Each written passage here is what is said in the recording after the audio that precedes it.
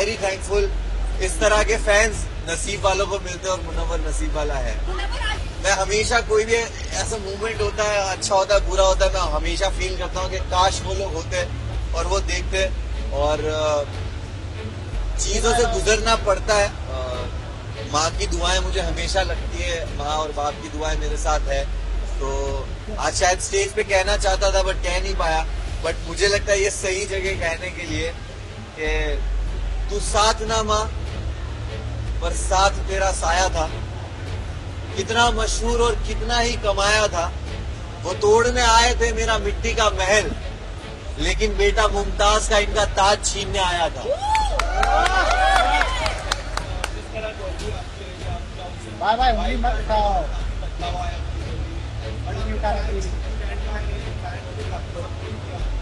किस तरह से देखते हैं बट आप आपकी तो गेम अब डाउन इंडस्ट्री से काफी लोग ने आपको सपोर्ट किया, सेलिब्रिटी नवा टेंडर लो उसके मिले, आज की सेलिब्रिटी आपके नाम ले रहे थे।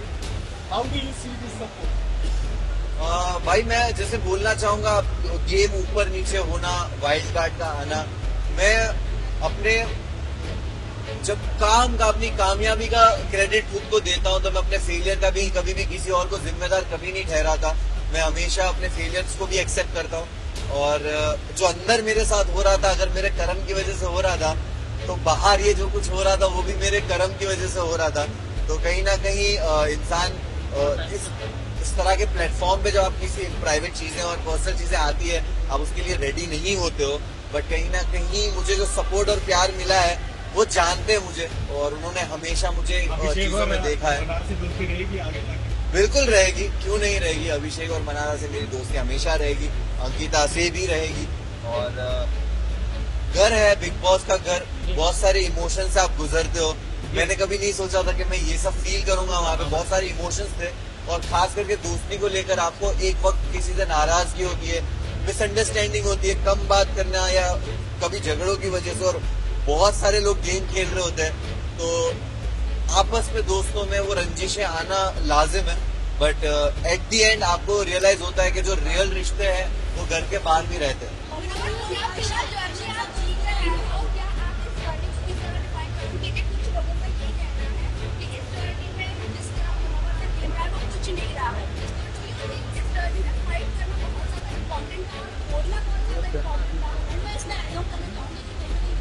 करना थोड़ा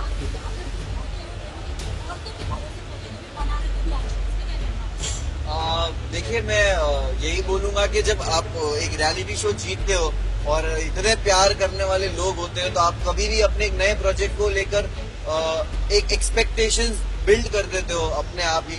और वो एक्सपेक्टेशन पे लोगों को लगा होगा कि भाई ये तो जाकर ही कुछ ना कुछ फाड़ना शुरू कर देगा।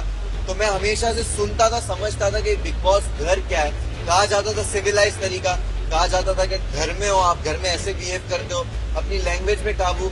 तो मैंने दायरे मेंटेन किए, कभी किसी को पर्सनल अटैक नहीं किया, ना कभी किसी को गालियां दी।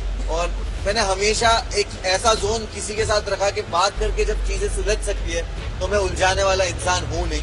और मैं अपनी जिंदगी में भी इस तरह चीजें सॉल्व करता हूँ, झगड़ों से दूर रहता हूँ। तो शायद मैं झगड़ा करते हुए दिखा नहीं होऊंगा, बट मैं बातों से चीजों को सुलझा लेता था। और गेम जब जरूरत थी मैंने उस हिसाब से खेला है। तो मैं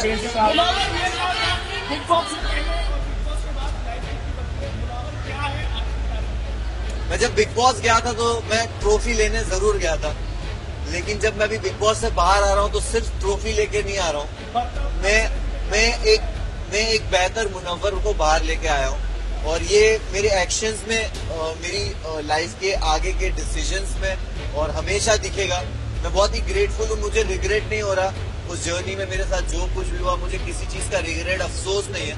मैं बहुत ग्रेटफुल हूँ ये सोच के कि मेरे साथ ये जो आजमाइश थी, जो एग्जाम था, टेस्ट था, वो ऐसी जगह पे हुआ कि जिस जनता ने मुझे बनाया है उसी जनता के सामने मैं मौजूद था, कटघरे में था। और तब भी उन्होंने प्यार दे के मुझे हाथ दे दिया कि जब मैं लड़खड़ाया भी तब भी हाथ दिया कि ठीक है, हमें तेरा वो जख्म नहीं देखना, उसके अलावा का जो पूरा जिस्म है जो खूबसूरत है उसको देखा, और वो जख्म पे ध्यान नहीं दिया। तो उसके लिए बहुत बहुत शुक्रिया सारे फैंस। मैं जाकर यहाँ जाकर मैं पहले तो फोन खोलूंगा, चीजें देखूंगा, समझूंगा और उसके बाद ही कमेंट करूंगा इस पे।